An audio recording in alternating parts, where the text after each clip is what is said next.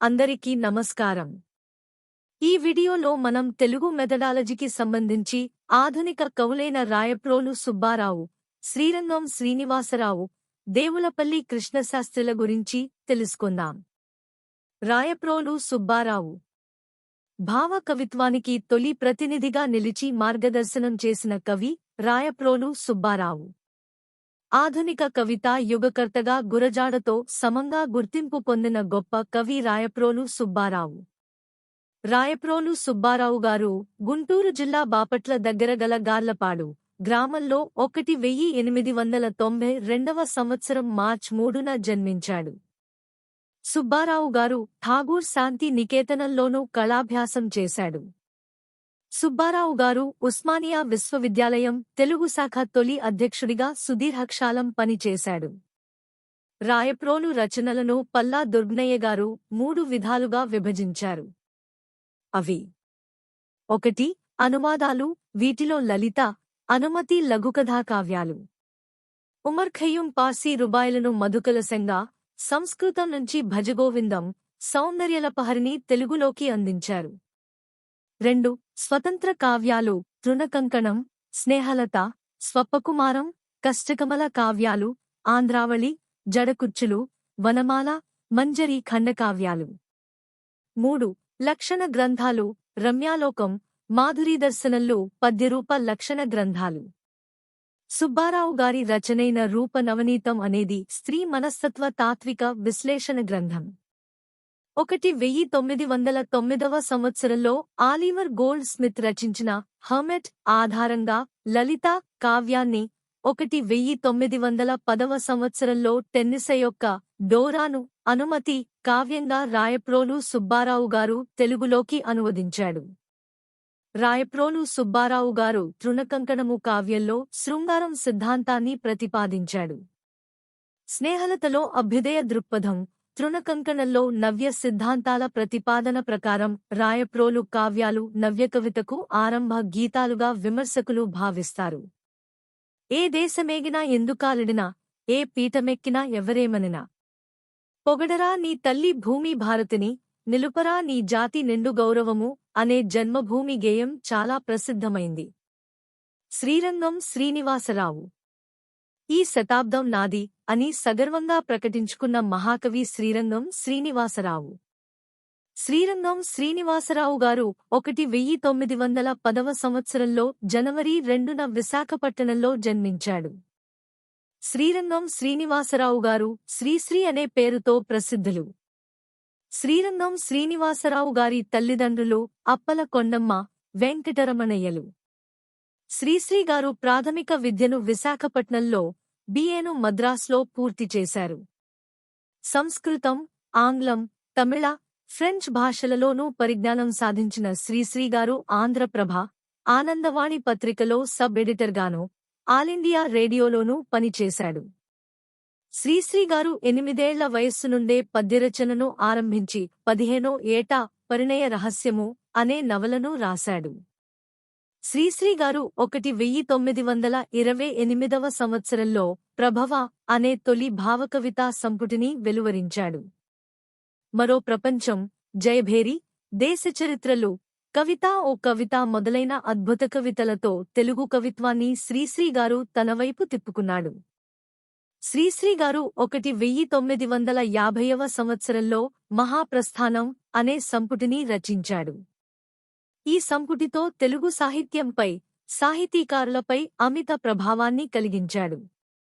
శ్రీశ్రీ గారు ఖడ్గసృష్టి, మరో ప్రస్థానం, సిప్రాలి అనే కవితా సంపుటాలను రచించాడు.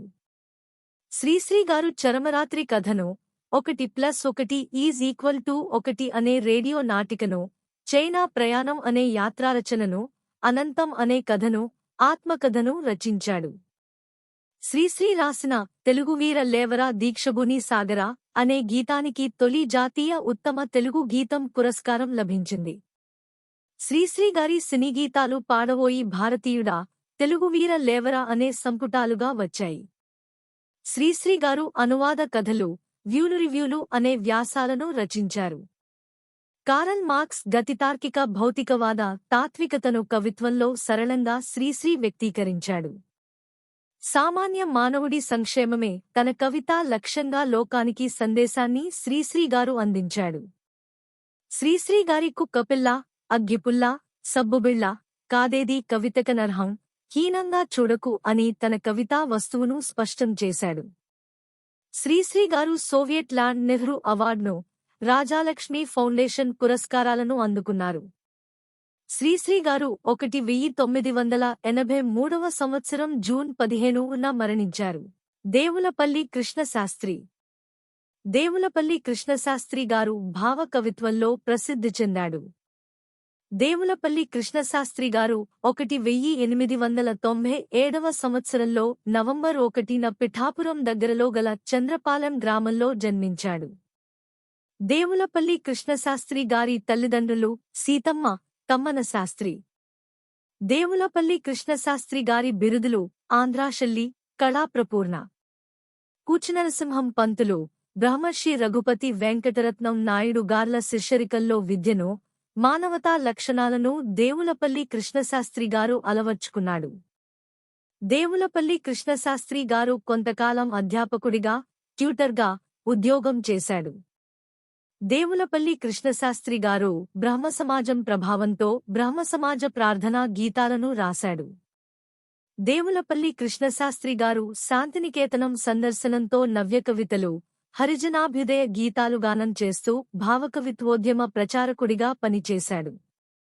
దేవులపల్లి కృష్ణశాస్త్రి గారు హైదరాబాద్ ఆకాశవాణిలో పనిచేసినప్పుడు రేడియోలో అనేక భావగీతాలు, దేశభక్తి సంస్మరణోద్యమ గేయాలు, నాటికలను రచించాడు.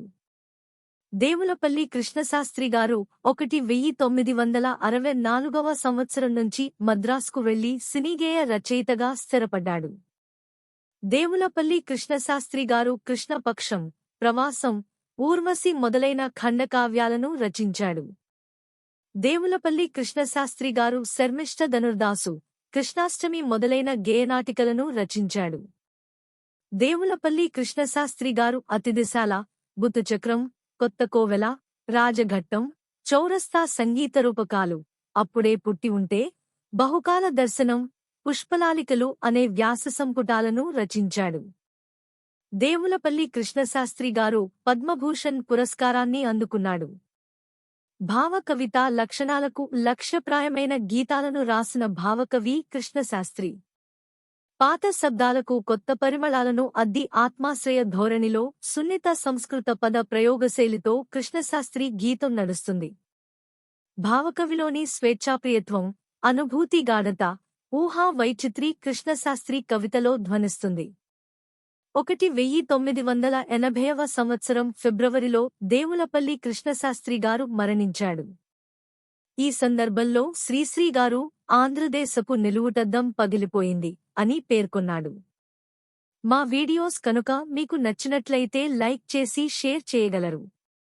మరిన్ని వీడియోల కొరకు మా యొక్క యూట్యూబ్ ఛానల్ను సబ్స్క్రైబ్ చేసి బెల్ బటన్ నొక్కగలరు.